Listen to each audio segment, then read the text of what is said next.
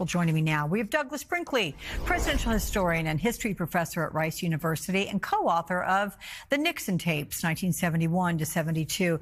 Douglas, welcome. I'm awfully glad to have you. And look, President Biden periodically met in the White House with scholars and historians talking about his legacy. How do you view his self-assessment, and how will history view his presidency? Well, President Biden is seeming right now to be very wounded and bitter. He's not saying the right things about Kamala Harris. He's not saying the right things, about Nancy Pelosi or Barack Obama. He's sort of sulking and then trying to spin a big legacy for himself. It would have been better to work behind the scenes like he did so well with getting the hostages released in the Middle East, with working behind the scenes to get missiles to Ukraine by going ahead and signing executive orders for national monuments and the like. But the media rollout of a farewell address after a farewell address, with the net takeaway is kind of woe is me. We have a Wall Street Journal poll, only something like 12% of the American people think he was fit for a second term, and he still hasn't come to grips with that. So it's sort of a sad goodbye he's doing. Well, the warning during his farewell address took many people by surprise. Here's some of that. Let's watch part of it together.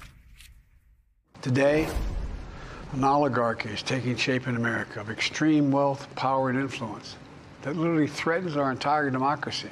I'm equally concerned about the potential rise of a tech industrial complex that could pose real dangers for our country as well.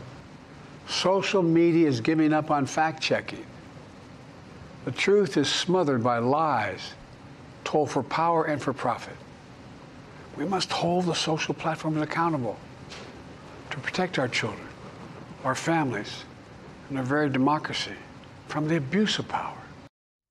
Look, the notion of a warning on the way out is not new. President Eisenhower did it in 1961 when he first mentioned a military-industrial complex. But what can you tell us about this approach?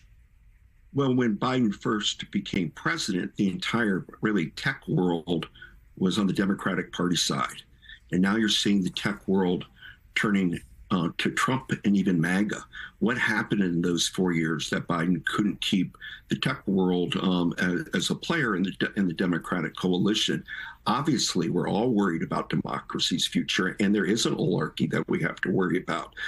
And so it's a fine farewell speech, but there's no policy teeth to it. It's simply, I could do a farewell address right now saying we must never kill people around the world. We must never use weapons of mass destruction.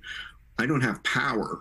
So using those kind of words are just a setup to try to make me look good. And in that way, it's about Biden's spinning legacy.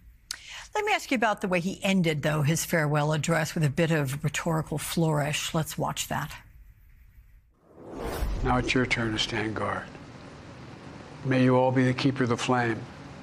May you keep the faith. I love America. You love it too. God bless you all. And may God protect our troops. Thank you for this great honor. You mentioned democracy. It's an important message reminding Americans that it is their responsibility to not disengage, to not lose sight of threats to democracy, and to play an active role in holding leaders accountable. But was it an unusual one there? I thought it was a very proper way that he ended that farewell address, just a big salute, goodbye, I love America, which he does. Joe Biden's long career for our country is remarkable, and there'll be scores of books written about him, memorials about what he's done. He's still going to be around. I hope he builds a presidential library and writes a memoir. But we are in strange, uncharted territories right now. We're in the age of climate change. We're in the age of AI, and it does take a new generation to rise. You just can't count on Ruth Bader Ginsburg and Joe Biden in their 80s, because in the end, we're not defying biology.